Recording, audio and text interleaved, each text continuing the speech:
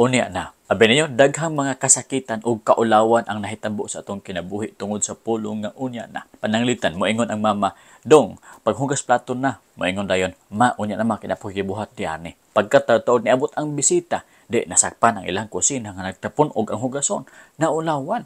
Lantawagan ini nga video po do. Malo, limpyuin na ng sagbot diya o kinibisita mo abot karon. Unya na gud pa, wala pa gani ko nahuman diri. Kagahi bakig ulo oy. Naim bisita karon mo abot. Hugaw kaayo oh. Maulawan gid taron. Makita ni karon atong balay nga hugaw kaayo. Unya na lagi. Ayo. Tanawa lagi malo, naabta na tag bisita oh. Unsaon man nato ni karon naulawan nataan eh. Nay pasyensya gid kaayo nay kay hugaw kaayong balay nay. Hala. O di ba? Kay ginauna man ang dula, tanawa, nasakpan sa bisita nga hugaw kayo ang ilahang nga balay. Mga igsuon tungod sa pulong nga unya na, niabot ang kaulawan, kasakitan, mga kapakyasan sa atong kinabuhi. Nag-alarm para magmataog sayo, pag-abot sa alarm, maingon dayon nga aon niya, nakapoy pagkaayo. Unya na, kaya lagi paspasan lang na ako. Di tanawa, napangit noon ang performance niya sa iya nga trabaho tungod kay nagdugay man og mata. Pangit yung kayo ang word nga unya na. Tiyaw mo na kung isyente ka, pwede ka mag-cramming panahon sa 11th hour. Halaban at sugag study tungod kay hapit ng exam. Nganong nainganag ka? Kasi ding layo pang examination, nagsige man lang kag scroll sa Facebook sa mga information nga walay mga nahot. Karon niabot na ang time nga mag-exam na. Hala ay pagbanat og study sa short period of time, hala ang daghan kaayo nga mga lessons isaksak sa utok, mag-cramming. Ang imong utok na puno na, di nakasuod ang uban nga mga information nga insakto. Kaya ang mga useless nga information mao magistadihan sa Facebook sa layo pang exam. Karon ang mga importante nga information di na kay mosulod nga naman kay gamay na lang kayo ang oras para isuod ang mga information nga daghan sa imong utok. Kabalo ba kamo nga ang atong utok kinahanglan ka na siya og study, rest, study, rest, study, rest aron nga ang mga informations mosulod gid pag-ayo sa ato ang memory. Tungod sa pulong nga unya na daghan stress sa kinabuhi.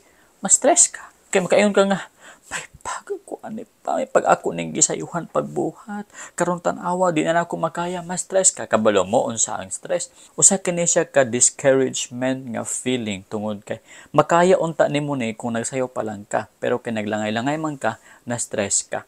Kasgala sa mga depression o stress moabot tungod kay wala nimo buhata ang butang nga makaya man unta nimo. Nagsige lang ka og tinanga, nagsige lang ka og buhat sa mga useless nga mga butang mga trabaho. Kabalo ba ka mga igsuon nga kining mga tawo nga sultig unya na dili mag-ingon nga gatulog-tulog lang sila. Ang uban yes gatulog-tulog pero ang uban nagtrabaho. Ang gitrabaho lamang is ang daily importante nga trabaho. Dili gyud katong muhatag og success sa ilahang goal. Kato hinuong mo minus sa ilahang meaning sa ilahang life mo ilang gitrabaho. Mo dayon na nga mas stress sila at the end. Tungod sa pulong nga unya na, less ang imong performance. Di nimo kabuhat imong best tungod kay wala man nimo na learn unsaon pagbuhat og best. Kay best ra man ka sa mga useless nga butang pero sa useful nga butang, meaningful nga butang, dili ka best. Moingon dayon ka dili man unta ingani akong result nga gusto apan unsaon taman mao naman gid ni huy imo nang sala kay sigag unya na. Ang uban tungod sa discouragement di na gid mag-perform. Unya na pag-abot sa due date wala na. Mingon nga di man ako kaya, di na lang ko. Ngano kay walay preparation. Kabalo ba ka mo mga igsuon nga ang performance stage nahitabo ka na sa taas nga preparation? Ang dula wala gid sa stage. Ang dula na sa preparation. Successful ang nag-present sa stage, nga naman, grabe lang preparation before sa due date. Ang dula nga tinuod, wala sa stage. Ang dula nga tinuod, nasa preparation before sa stage. Busa, ayaw sig ingon unya-unya na. Pag-abot sa project, buhata dayon. Aron abot sa due date, bang gwapong performance. Abi mo, galisod ta sa kinabuhi nga naman sila ingon nga unya na. May lang kita sa istorya, pero dili taga-perform sa ato ang gistorya. Proverbs 14:23, all hard work brings a profit, but mere talk leads only to poverty. Ang pagkugi, maghatag kanimo og ginansya. Apan ang istorya lang, magadala kanimo sa kalisod, sa kapobrehon. Mao na mga igsuon. Ang uban nga mga tao, pobre sila dili tungod kay mo'y pili sa Ginoo sa ilaha, kung dili pobre sila ngano kay mao na ilang gipili. Sige sila istorya nga ingana ilang buhaton pero wa nila ginabuhat. Tuwa sige lang og bilyard, tuwa sige lang og lantaw sa lida. Wala gid ka trabaho. Pakyas lang yapon ka na. Ang uban pud kay ulawan kaayo. Di mamaligya kay maulaw. Ha?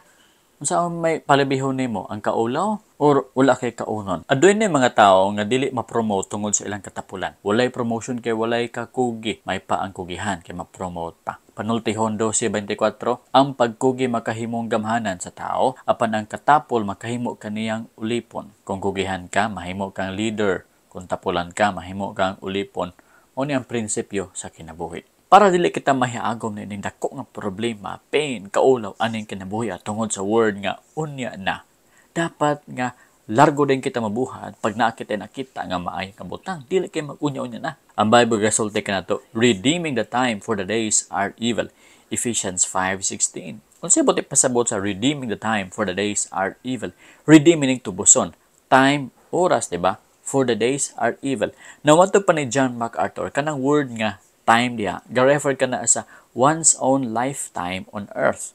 Ingon sa iyang study Bible. Sa pag-ingon nga redeeming the time for the days are evil, ang buti pasabot ana, matud pa ni John MacArthur, we are to make the most of our time on this evil earth in fulfilling God's purposes, lining up every opportunity for useful worship and service. Meaning, gamiton to pag-ayo ang atong oras aning kalibutan. Di na to sayang-sayangan, dito usik-usikan. Pag oras sa pag-alagad, alagad din sa Ginoo. Pag oras sa pag-ampo, ampo. Pag oras sa simba, simba. Iserbisyo sa Ginoo. Buhata ang mga butang nga inline sa purpose sa Ginoo sa imong kinabuhi. Pag kana nga buhat, dili ka na inline sa purpose sa Ginoo sa imong kinabuhi. Ayaw ka na buhata.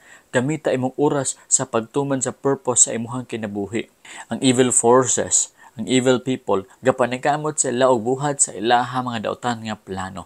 Dapat ang mga good people, ang mga soldiers sa Ginoo, manikamot usab og buhat og maayo. Nahitabo ni sa ilaha tungod gagapaabot sila perfect nga situation. Ayha lang daw sila mabuhat sa ilaha mga goals. Kung perfecto na ang lugar, perfecto na ang ilaha nga lawas. Abay nyo, wala dyan kay mabuhat hinuon. Kaya dili gid mahimong perfect ang situation. Ecclesiastes 11:4, he who observes the wind will not sow, and he who regards the clouds will not reap. Siya nga nagaobserba sa hangin, dili makatanom. Siya nga nagabantay sa clouds, dili makaharvest. Kung siya gaglantaw sa hangin, ay pangit ang panahon karon, dili ko magtanom. Walay na tanom. Nga naman, gabase man ka sa hangin. Sige, og lantaw sa clouds, hala, kaulan di sa ko mag-harvest karon, dili jud ka ka-harvest. Diba? Sabi ninyo mga igsuon, kung sige ka og pangita og perfect situation para makabuhat ka sa imong mga gusto, then di ka makabuhat sa imong gusto. Nga naman, walay perfect situation nga moabot. Aduna ako i-promote sa inyo nga study Bible, kini MacArthur Study Bible. Nindot kaayo kini tungod kay matag verse kitagaan niya explanation. Dili mo mailad sa mga false teachers pag mag-preach sila sa inyo sa certain verse tungod kay gihatagan kita og explanation sa matag verse di ani. Nindot kaayo direct and specific na pag mga references ang iyang ipanghatag ni ani nga book, no? MacArthur Study Bible.